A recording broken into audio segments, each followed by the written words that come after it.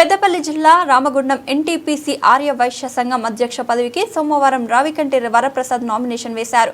ఈ మేరకు NTPC Medipalli centre నుండి ఆర్య వైశ్య కుల సంఘం సభ్యులతో కలిసి ర్యాలీగా బయలుదేరి గ్యాస్ గోదాం సమీపంలోని నామినేషన్ కార్యాలయంకు చేరుకుని Arya Vaishya election convener Drakshapalli Srinivas, committee సభ్యులు వెంకటేశ్వర్లు, సురేష్, ఏకాంబరంలకు నామినేషన్ పత్రాన్ని సమర్పించారు.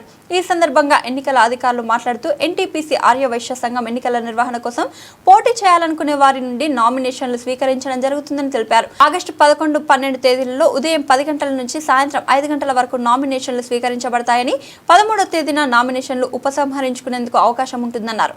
అలాగే 17న ఎన్నికలు జరుగుతాయని తెలిపారు.